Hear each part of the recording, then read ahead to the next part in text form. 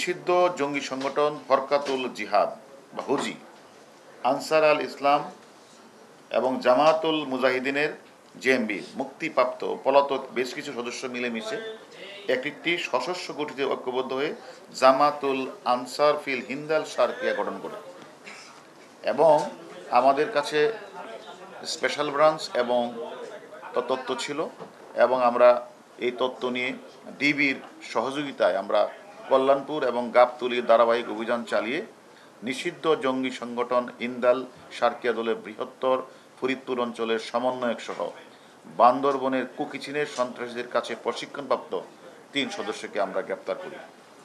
তো আসলে এই যে নিষিদ্ধ এই জঙ্গি সংগঠনের নেতা এবং সদস্যরা বিশ্বাস করে গাজওয়াতুল হিন্দ নামক একটা ধর্মযুদ্ধ হবে এবং এই বিশ্বাস করা হয় যে কোনো এক সময় দাজ্জালের নেতৃত্বে ভারতে যখন মুসলিম নিধনের বড় রকমের চেষ্টা করা হবে তখন ইসলাম ধর্মকে সমুন্নত রাখতে এবং মুসলমানদের সুরক্ষা দিতে গাজওয়াতুল হিন্দ নামক একটা ধর্মযুদ্ধে অংশগ্রহণ করবেন এবং তারা বদরের যুদ্ধে অংশগ্রহণকারী শহীদ অথবা গাজীদের মতো মর্যাদা নেকির মালিক হন বলে তারা বিশ্বাস করেন।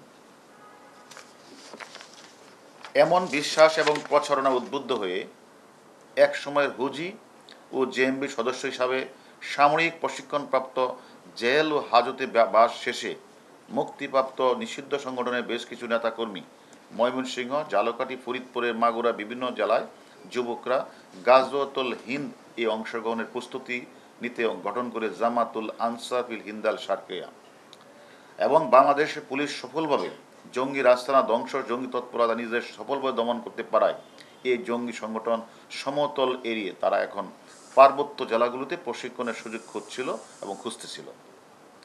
আমরা এই ধারাবাহিকতায় পার্বত্য বান্দরবন খাগড়াছড়ি বসবাসকারী যে বন সম্প্রদায়ের কতিপয় বিভ্রান্ত সন্ত্রাসী দ্বারা গঠিত কুকিচিনদের সাথে সহযোগিতা হয়ে জামাতুল আনসার হিন্দাল শারকিয়া এরা প্রচুর অর্থের বিনিময়ে কুকিচিনের সন্ত্রাসীরা হিন্দাল শারকিয়াদের সদস্যকে কীভাবে বৈরী পরিবেশে সার্ভাইভাল করতে হয়, আনআর্ম কমব্যাট, এসএল রাইফেল পরিচালনা, এক্সপ্লোসিভ ডিভাইস তৈরির ব্যবহার, সিওবিতে অংশগ্রহণ ইত্যাদি সে তারা প্রশিক্ষণ দেয় টাকার বিনিময়ে।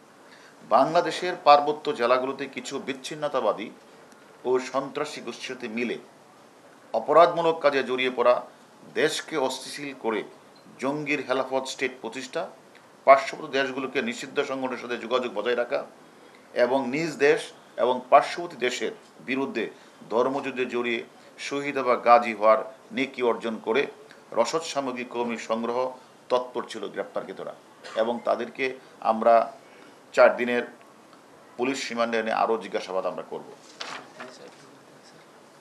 তা আসলে যে মার্শাল আর্ট ব্ল্যাক বেল্ট প্রাপ্ত যে আমরা যে 3 জনকে ধরলাম এর মধ্যে একজন হলেন আমির হোসেন। তা সে হলো ব্ল্যাক বেল্ট প্রাপ্ত আমির হোসেন রানা শেখ 2002 সালে হুজি নেতা এবং ফাঁসির দণ্ডাদেশপ্রাপ্ত মাওলানা আব্দুর রফির কাছে প্রশিক্ষণের জন্য ময়মনসিংহে যায়।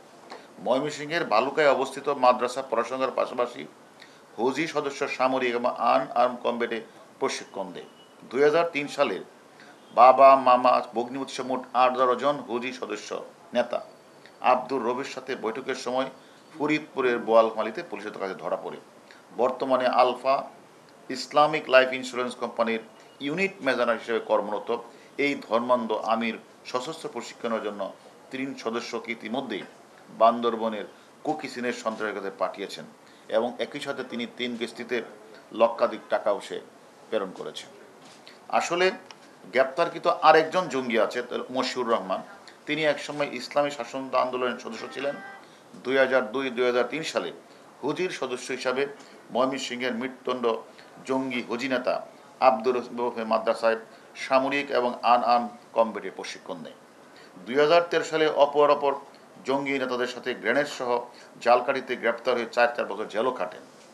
পাহাড়ি বৈর পরিবেশে কীভাবে কমান্ডোশিপ টিকে থাকা যায়, পিটি প্যারেড শিখা, আর্ম কমব্যাট, অ্যাসল্ট রাইফেল চালানো, বোমা সামগ্রী তৈরি, সিওবিসে 8 মাসের প্রশিক্ষণের জন্য 2 বছর বান্দরবনের কুকিচিন সন্ত্রাসী নিজেই অবস্থান করেন। তো 2021 সালে শুরু করা এই কষ্টকর প্রশিক্ষণ সফলভাবে শেষ করে তিনি সমতলে চলে আসেন। আর আরেকজন যে হাবিবুর রহমান, তাকে অলরেডি তারা ওইখানে কোকিশিনের কাছে মানে বম সম্পদের কাছে প্রেরণের তাদের একটা চেষ্টা ছিল। এই মুহূর্তে এই তিনজন আমাদের কাছে গ্রেপ্তার হয়েছে। তিনজনের মধ্যে দুইজনই তো মোটামুটি, একজন তো হলো আমির হোসেন আর হলো মশিউর রহমান, এবং তারা দুইজন তো মোটামুটি তারা তারা এখন লিড করছেন তারাই মানে, এবং তারা কর্মী সংগ্রহ তারাই করছিল আমরা, এবং অলরেডি কিন্তু হাবিবুর রহমানকে নতুন রিক্রুটও তারা করেছিল। তাকে হয়তো আমরা গ্রেপ্তার করতে না পারলেও তারে হয়তো বা ওই মানে পাহাড়ে পাঠিয়ে দিত। যাই হোক, আমরা রিমান্ডে এনেছি। রিমান্ডে এনে তাদের কাছ থেকে আপনারা যে প্রশ্নগুলি করেছেন সেই প্রশ্নগুলি প্রত্যেকটার উত্তর তাদের কাছে নেওয়ার চেষ্টা করব, এবং তাদের নতুন রিক্রুটে কার কার নাম ছিল সে নামগুলি আমরা খুঁজে বের করব, এবং আমি মনে করি প্রত্যেককে আমরা আইনের আয়তায় আনার চেষ্টা করব।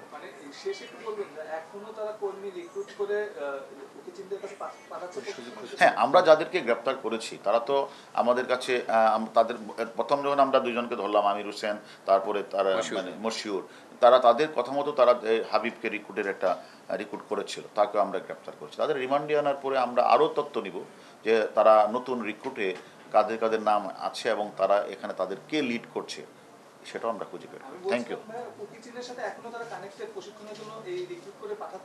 53 জন ছিল, এর মধ্যে 49 জনই কিন্তু ধরা পড়ে গেছে। এরা আসলে একটু বিচ্ছিন্ন অবস্থায় আছে। তারপরেও যে কয়জন ছিল তারা চেয়েছিল যে ওই জায়গাগুলিতে গিয়ে বম সম্প্রদায়ের যে তারা যে বিভিন্ন জায়গাগুলিতে যে নিষিদ্ধ তারা যে সেখানে প্রশিক্ষণটা নেয় তাদের সেখানে তারা পাঠিয়ে সেখানে তারা চাইছিল যে কর্মী সংগ্রহ। হ্যাঁ, তারা তাদের এখন নতুন করে তারা যে কর্মী সংগ্রহ, এটাই তাদের মূল উদ্দেশ্য, যে কর্মী সংগ্রহ করে এই কর্মীগুলিকে তারা একদিকে তারা ওই চাকরি করে ইসলামিক ইন্স্যুরেন্সগুলো চাকরি করে, আর এদিকে আস্তে আস্তে কর্মীগুলি পাঠায় ওইখানে, এবং টাকাটা তারা বিয়ার করে। আর বম সম্প্রদায়েরা মনে করছেন বিচ্ছিন্নবাদীরা যে আমরা তো প্রশিক্ষণ দিয়ে প্রশিক্ষণ হচ্ছে, বাকি আমরা কিছু খাবারও পাচ্ছি, কিছু টাকাও পাচ্ছি, এটা তাদের মূল উদ্দেশ্য। এটা রিমান্ডে আমরা আনছি 4 দিনে, তাহলে আমরা আবার তাকে জিজ্ঞাসাবাদ করব, এবং আরও কেউ আছে কিনা বা তবে তাদের সংখ্যা তো অনেক কমে আসছে, এবং নতুন করে কাকে কে রিক্রুটের তারা পরিকল্পনা করেছিল সেটা আমরা এখন খুঁজছি।